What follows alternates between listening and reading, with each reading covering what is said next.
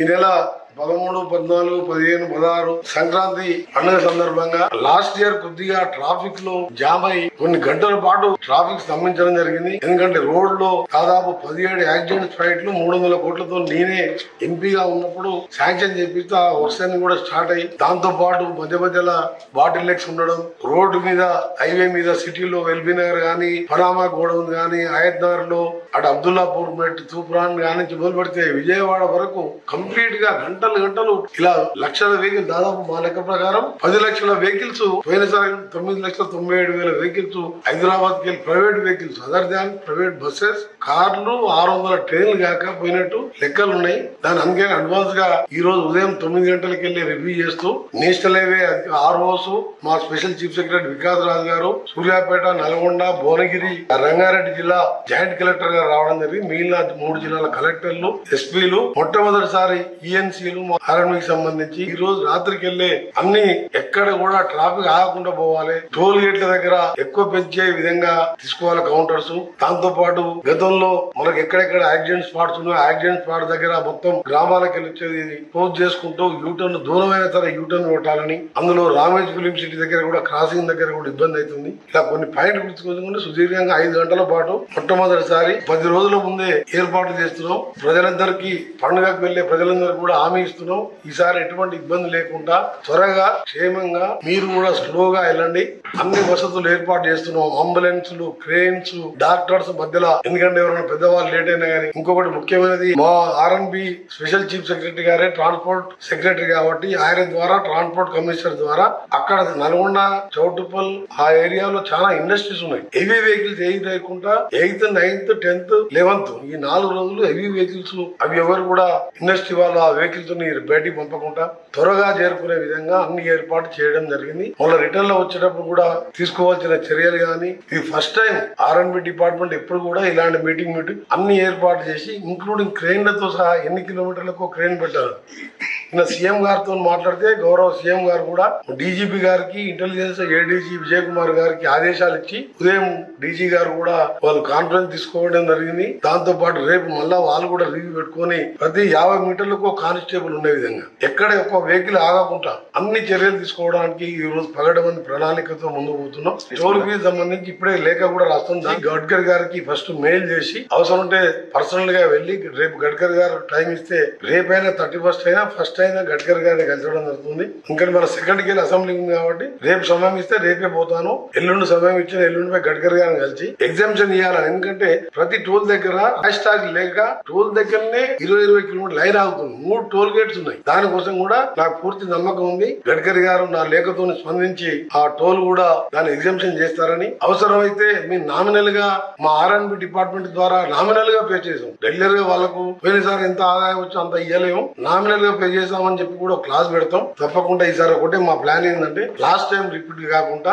నేను ముఖ్యమంత్రి గారు ఆలోచించుకొని నిన్న డీజీపీ గారితో మాట్లాడి ఇవాళ 5 గంటలు రివ్యూ పెట్టుకుని వనస్థలపురం, ఆయత్ నగర్ గానీ, ఇక్కడ ఎల్బీ నగర్ లో గానీ ఎవరు కూడా నేషనల్ హైవే ప్లేస్ లో మీరు వెహికల్స్ ఆపిన, పార్కింగ్ లేని దగ్గర పార్కింగ్ పెట్టినా దాని మీద చాలన్ లేయడం, బండి సీజ్ చేయడం జరుగుతుంది. ఎవరు కూడా రోడ్ల మీద వెహికల్స్ ఆపొద్దని. గ్రామాలలో కూడా చిట్యాల, చౌటుప్పల్, నాగటిపల్లి, సూర్యాపేట లాంటి ప్రాంతాల్లో కూడా మీరు హైవేల మీద, రోడ్ల మీద పార్కింగ్ ఎవరు చేయొద్దు ప్రైవేట్ వెహికల్స్ అని కూడా దాని మీద కూడా పోలీసు వాళ్ళు ఎమ్మడే సీజ్ చేసి ఆర్డర్ వాళ్ళకి ఆదేశాలు ఇవ్వడం జరిగింది. అందరికి కూడా మధ్యలో ఎలాంటి ఫెసిలిటీస్ కావాలన్నా చేయడానికి ఈ ఫైరీగా సంబంధించిన కానివ్వండి, క్రేన్స్ గానీ, ఇప్పుడే చెప్పినట్టు అంబులెన్సులు ఎవరి 20-30 కిలోమీటర్లకు ఒక 108 అంబులెన్స్ కానివ్వండి, దాదాపు 2000 మంది కానిస్టేబుల్ కావాలని చెప్పి డీజీ గారిని కోరడం జరిగింది. పొద్దున ఉదయం వారు కూడా ఆఫీసర్లతో మాట్లాడడం జరిగింది. తప్పకుండా ఈసారి మా ప్రభుత్వం ఇబ్బంది లేకుండా చేస్తుందని చెప్పి మీ అందరు కూడా నూతన సంవత్సర సంక్రాంతికి వెళ్లే వాళ్ళందరూ కూడా ముందుగా అడ్వాన్స్ గా సంక్రాంతి శుభాకాంక్షలు తెలియజేసుకుంటూ మీరు క్షేమంగా పోయి మీరు పండుగ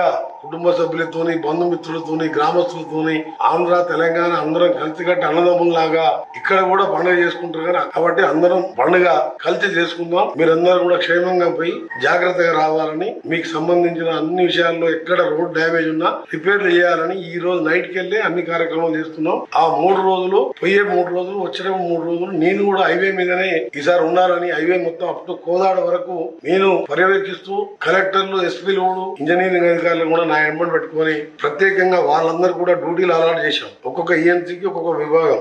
నేను కూడా ప్రత్యేకంగా ఫీల్డ్ మీదనే ఉంటున్నా ఈసారి. కాబట్టి ఆఫీసర్లు కూడా కలెక్టర్ అందరూ కూడా అందుబాటులో ఉంటారు. కాబట్టి ఎవరికి కూడా గతంలో లాగా ఎక్కడ ట్రాఫిక్ జామ్ లేకుండా మీ ప్రయాణానికి నా బాధ్యత అని చెప్పి గడ్కరీ గారిని కన్విన్స్ చేయడం జరుగుతుంది. ముఖ్యమైన విషయం, తెలంగాణ ఆంధ్ర ప్రజలకు సంబంధించి ఇప్పుడున్న రహదారిని 8 లేన్గా రహదారి చేయడానికి అన్న 6 లేన్ ఉంటుంది, 2 లేన్ సర్వీస్ రోడ్డు.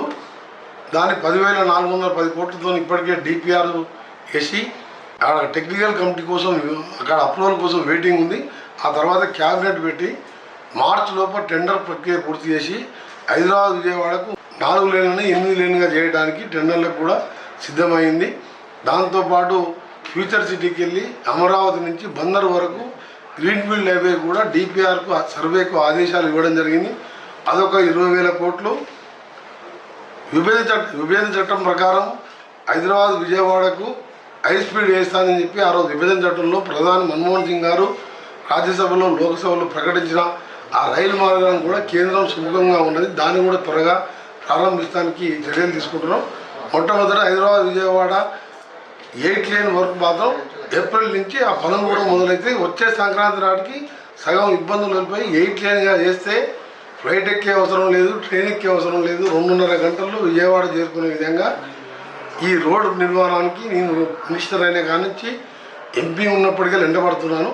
అది త్వరగా పూర్తి చేపిస్తానని 2 రాష్ట్రాల ప్రజలకు తెలియజేస్తున్నాను. ఈ నెల 13, 14, 15, 16 సంక్రాంతి పండుగ సందర్భంగా లాస్ట్ ఇయర్ కొద్దిగా ట్రాఫిక్ లో జామ్ అయి కొన్ని గంటల పాటు ట్రాఫిక్ స్తంభించడం జరిగింది. ఎందుకంటే రోడ్ లో దాదాపు 17 యాక్సిడెంట్స్ ఫైట్లు 300 కోట్లతో నేనే ఎంపీగా ఉన్నప్పుడు శాంక్షన్ చేపిస్తే ఆ వర్షాన్ని కూడా స్టార్ట్ అయ్యి దాంతో పాటు మధ్య మధ్యలో బాటిల్ నెక్స్ ఉండడం, రోడ్డు మీద హైవే మీద సిటీలో ఎల్బీ నగర్ గానీ, పనామా గోడౌన్ గానీ, ఆయత్ నగర్ లో అటు అబ్దుల్లాపూర్ మెట్, తూప్రాన్ గానీ మొదలు పెడితే విజయవాడ వరకు కంప్లీట్ గా గంటలు ఇలా లక్షల వెహికల్, దాదాపు మా లెక్క ప్రకారం 10 లక్షల వెహికల్స్ పోయినసారి 9,97,000 వెహికల్స్ హైదరాబాద్ కి private vehicles other than private buses, కార్లు, 600 ట్రైన్లు కాక పోయినట్టు లెక్కలు ఉన్నాయి. దాని అందుకే అడ్వాన్స్ గా ఈ రోజు ఉదయం 9 గంటలకు వెళ్ళి రివ్యూ చేస్తూ నేషనల్ హైవే ఆర్ఓస్ మా స్పెషల్ చీఫ్ సెక్రటరీ వికాస్ రాజు గారు, సూర్యాపేట, నల్గొండ, భువనగిరి, రంగారెడ్డి జిల్లా జాయింట్ కలెక్టర్ గారు రావడం జరిగింది. మిగిలిన 3 జిల్లాల కలెక్టర్లు,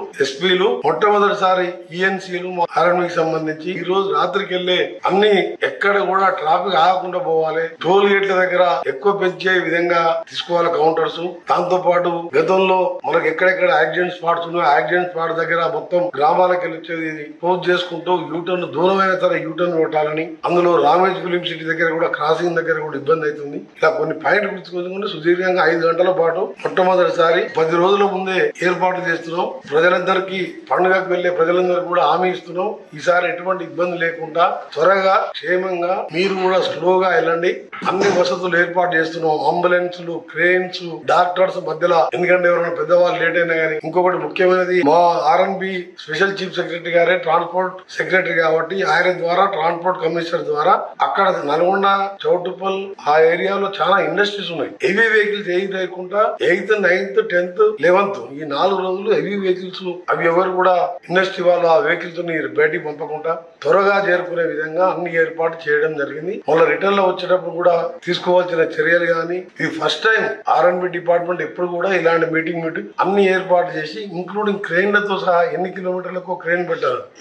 నిన్న సీఎం గారితో మాట్లాడితే గౌరవ సీఎం గారు కూడా డీజీపీ గారికి, ఇంటెలిజెన్స్ ఏడీజీ విజయ్ కుమార్ గారికి ఆదేశాలు ఇచ్చి ఉదయం డీజీ గారు కూడా వాళ్ళు కాన్ఫరెన్స్ తీసుకోవడం జరిగింది. దాంతో పాటు రేపు మళ్ళా వాళ్ళు కూడా రివ్యూ పెట్టుకుని ప్రతి 50 మీటర్లకు కానిస్టేబుల్ ఉండే విధంగా ఎక్కడ ఒక వెహికల్ ఆగకుండా అన్ని చర్యలు తీసుకోవడానికి ఈ రోజు పగడమంది ప్రణాళికతో ముందుకు పోతున్నాం. టోల్ ఫీజు సంబంధించి ఇప్పుడే లేఖ కూడా రాస్తుంది. గడ్కరీ గారికి ఫస్ట్ మెయిల్ చేసి అవసరం ఉంటే పర్సనల్ గా వెళ్లి రేపు గడ్కరీ గారు టైం ఇస్తే రేపైనా 31st అయినా ఫస్ట్ అయినా గడ్కరీ గారిని కలిసడం జరుగుతుంది. ఇంకా మన సెకండ్ కి అసెంబ్లీ ఉంది కాబట్టి రేపు సమయం ఇస్తే రేపే పోతాను. ఎల్లుండి సమయం ఇచ్చిన ఎల్లుండి గడ్కరీ గారిని కలిసి ఎగ్జామ్షన్ ఇవ్వాలని. ఎందుకంటే ప్రతి టోల్ దగ్గర హ్యాష్ ట్యాగ్ లేక టోల్ దగ్గరనే 20 కిలోమీటర్ లైన్ ఆగుతుంది. 3 టోల్ గేట్స్ ఉన్నాయి. దానికోసం కూడా నాకు పూర్తి నమ్మకం ఉంది. గడ్కరీ గారు నా లేఖతో స్పందించి ఆ టోల్ కూడా దాన్ని ఎగ్జామ్షన్ చేస్తారని, అవసరమైతే మేము నామినల్ గా మా ఆర్ఎన్బి డిపార్ట్మెంట్ ద్వారా నామినల్ గా పే చేసాం. రెగ్యులర్ గా వాళ్ళకు పోయినసారి ఎంత ఆదాయం వచ్చి అంత ఇవ్వలేము. నామినల్ గా పే చేసి చేస్తామని చెప్పి కూడా క్లాస్ పెడతాం. తప్పకుండా ఈసారి ఒకటే మా ప్లాన్ ఏంటంటే